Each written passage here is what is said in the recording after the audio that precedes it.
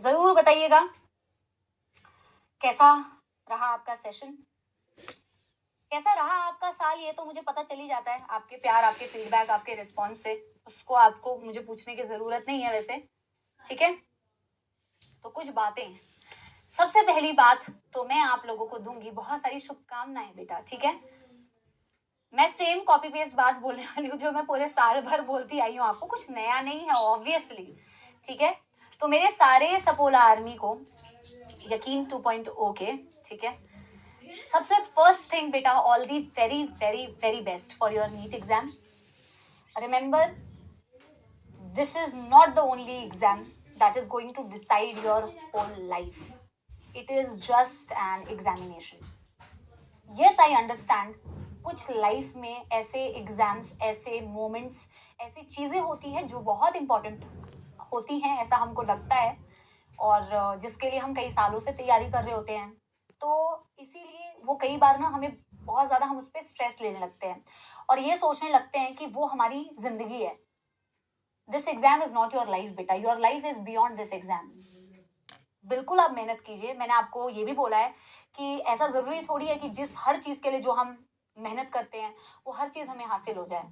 नहीं, ऐसा जरूरी नहीं है बेटा। लेकिन इसका ये मतलब नहीं है कि हम मेहनत करना छोड़ दें। हमें मेहनत फिर भी करते रहना चाहिए, ऑलवेज करते रहना चाहिए। तो आप अभी इस एग्जाम की तैयारी कर रहे हैं, मेहनत करना मत छोड़िए, पढ़ते रहिए, ठीक है ना। तो मेरी तरफ से सबसे पहले तो मैं आपको ऑल द बेस्ट कह रही हूँ बेटा। स्ट्रेस होता है, थोड़ा डर लगता है, मैं आपके कमेंट्स पढ़ती हूँ, मैं आपको फील करती हूँ। मैं भी तो आप ही की जगह पे थी ना एक बारी, तो मैं फील कर सकती हूँ बेटा। मैं जानती हूँ कि कहना बहुत आसान है और फील कर पाना, उसको महसूस कर पाना, उस जगह पे होना बहुत मुश्किल है। बट बेटा याद रखिए, हम सब उस फेज से गुजरे हैं, है ना, और आप भी इस फेज से गुजर जाएंगे, ये वक्त भी बीत जाएगा। स्ट्रेस फील होता है, लंबी गहरी सांस लीजिए बेटा, अपने आप को शांत करने की कोशिश कीजिए। आप स्वयं अपने आप को शांत कीजिए।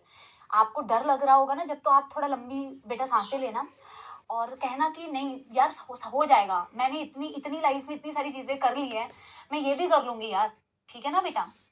तो सबसे पहले तो ये कि बिल्कुल भी नहीं बेटा, पेशेंस के साथ में पेपर अटेम्प्ट करना है। मैं आपको कह रही हूँ बेटा, पेपर इजी आता है। आप बहुत ज्यादा नर्वस मत होइए, बहुत ज्यादा ओवर कॉन्फिडेंट मत होइए। एक बैलेंस्ड वे में रहना बहुत जरूरी है कि पेपर आप अच्छे से अटेम्प्ट कर पाओ।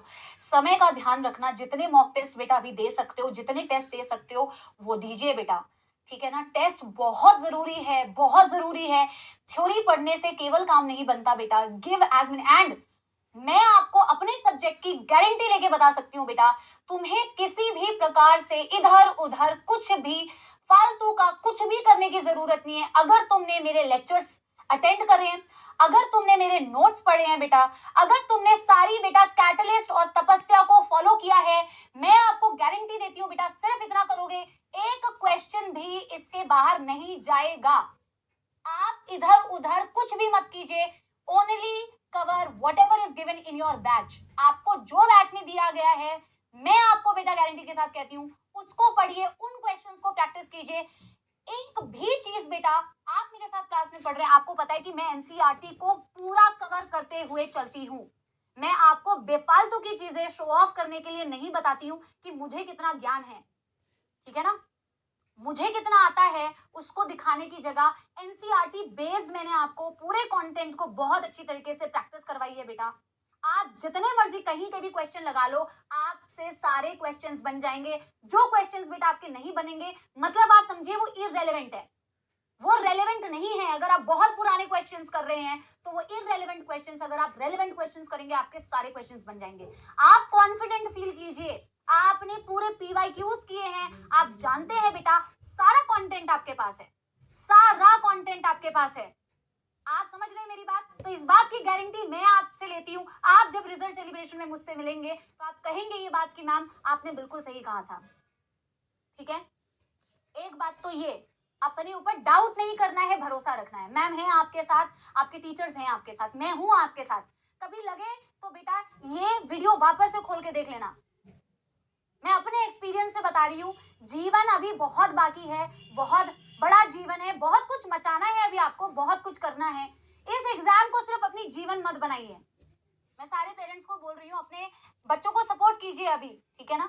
उनको सपोर्ट कीजिए, उनको आपके सपोर्ट की जरूरत है। आप बस उनके सर पे हाथ रख के कहेंगे ना, बेटा तू बस पढ़ाई कर, मेहनत कर, मैं हूं तेरे साथ, हम देख लेंगे, हल निकल जाएगा, तू बस पढ़ाई कर, तू बस मेहनत कर, टेंशन ना ले, ठीक है ना। मैं चाहती हूँ कि ये सपोर्ट आप अपने बच्चों को दीजिए, और मैं बेटा ये सपोर्ट आपको अपनी तरफ से दे रही हूँ, हम हैं बेटा आपके साथ, ठीक है ना। यस, पहली बात तो ये कि बहुत बढ़िया एग्जाम दीजिए। समाप्ति express was one of the most loved series of this season बेटा। मुझे अर्जुना से, मुझे लक्ष्यन से और मुझे आपके यकीनियन से बहुत प्यार मिला। बहुत मेहनत लगती है समाप्ति एक्सप्रेस को करने में, लगातार जो मैंने आपको रिवाइज करवाए हैं चीज़ें, ठीक है, आपके लिए बहुत हेल्पफुल रहा। तो मुझे ये चीज़ बहुत अच्छी लगी कि मैंने कुछ नया किया आपके लिए, कुछ मेहनत किया आपके लिए एक्स्ट्रा, तो वो आपके काम आई।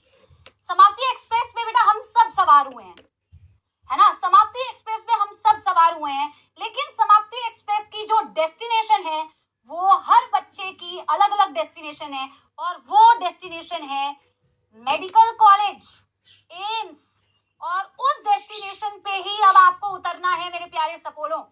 इस समाप्ति एक्सप्रेस से बेटा इतने रिजल्ट्स निकलेंगे, इतने रिजल्ट्स निकलेंगे, और ये समाप्ति एक्सप्रेस आपको बेटा आपके टारगेट मेडिकल कॉलेज और एम्स तक पहुंचाएगी।